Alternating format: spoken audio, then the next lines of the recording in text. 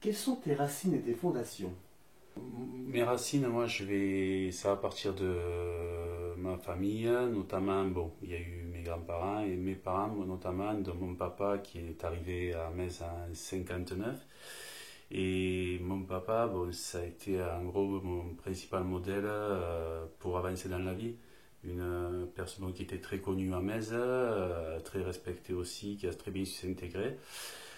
Et donc c'est lui qui m'a, voilà, ça a été mon exemple. Je me suis calqué sur lui au niveau du travail, au niveau du respect, au niveau de la serviabilité et sa générosité notamment, un homme avec un grand cœur.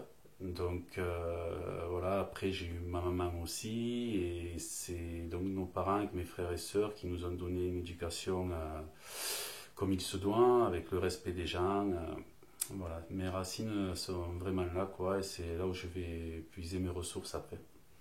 Tu dis que ton papa est arrivé en 59. Il venait d'où? Il venait d'Algérie. Voilà, il est arrivé en 59, donc il avait 23 ans. Il a été accueilli ici par la famille Larda, qui l'ont considéré, les enfants l'ont considéré comme leurs frères et sœurs. Donc c'est une famille qui a été très importante aussi pour notre famille à nous. Et voilà, et aujourd'hui je les en remercie d'ailleurs au passage. Quel est le prénom de ton papa et que peux-tu me dire encore de son... Tu me dis qu'il était très connu à Metz. Qu'est-ce que Metz peut en retenir? Tu m'as dit ce que tu en retenais de lui, mais Metz, qu'est-ce qu'il a pu apporter à Metz? Alors mon papa s'appelait Tayeb. Et ben, à Metz, on me le voyait un peu de partout, hein, dans Metz, aussi bien au Boulodrome à la Lyonnaise que dans le marché, notamment au niveau des Halles. C'était un petit peu une figure emblématique à Metz, où il avait plusieurs surnoms, notamment Mambo, plus connu sous le nom de Mambo. Et voilà, toujours là, à aider les gens, après avec beaucoup d'humour, avec sortir beaucoup de bêtises. Voilà, et il était toujours avec le sourire. Donc, et je pense que les gens qui ont connu peuvent retenir, c'est surtout sa générosité et d'être au service des gens.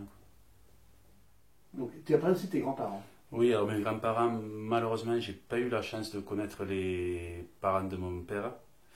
Après, j'ai connu les parents de ma mère, donc pareil, c'était des personnes toujours généreuses, qui savaient donner sans rien attendre en retour.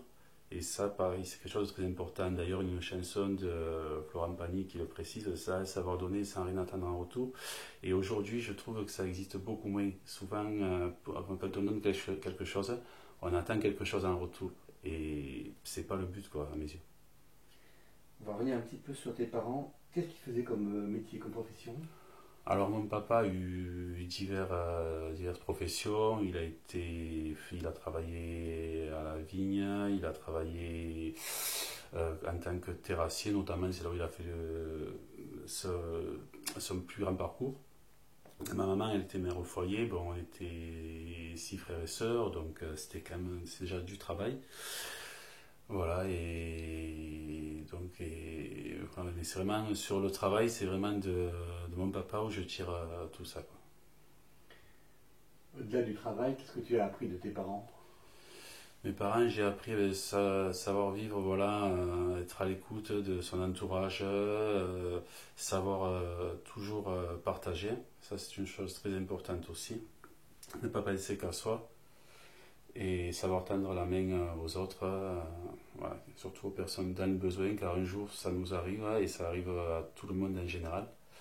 Donc, voilà, savoir tendre la main est très important aussi.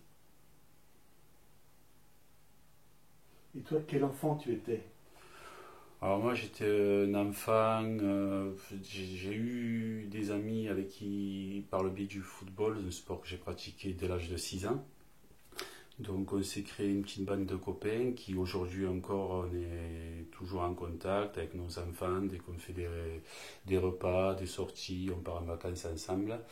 Donc j'ai appris, voilà, j'étais un enfant qui... Bon, j'aimais pas trop l'école, hein. Malgré tout je suis sorti avec mon bac professionnel. Voilà. Et donc durant mon enfance, oui, il y a eu beaucoup le sport, les amis, les cavalcades, le bœuf de Metz, les joutes également, que j'ai continué au niveau de la rame par la suite.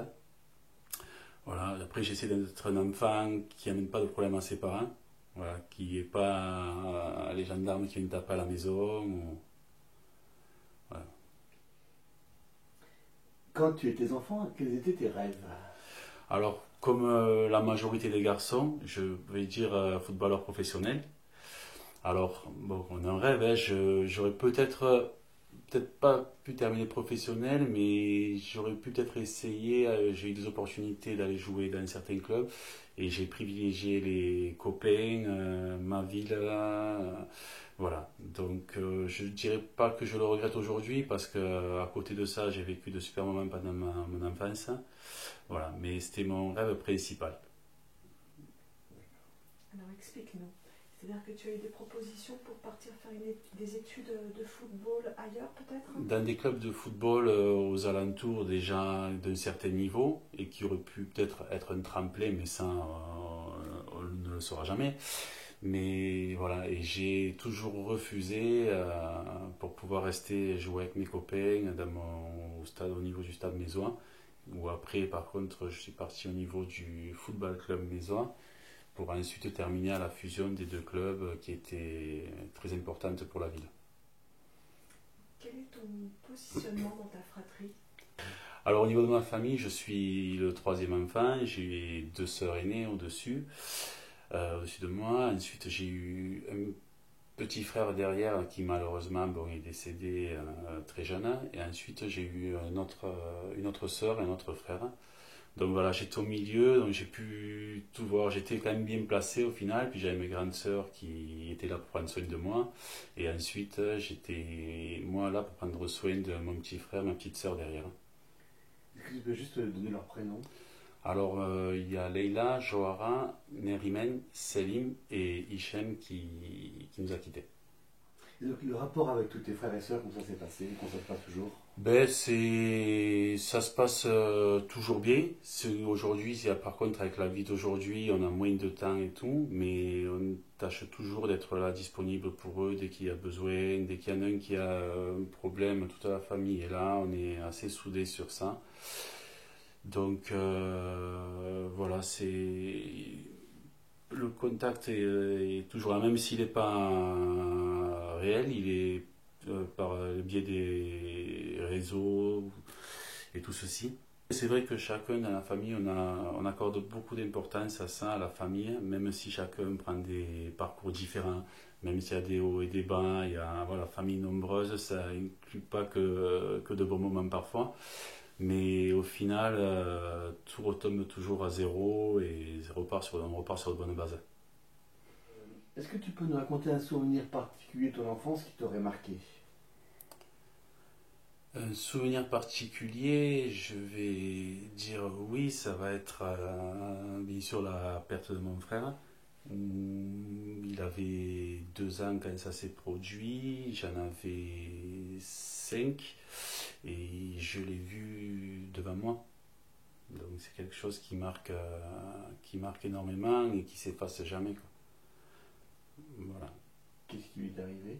Il s'est fait renverser par une moto.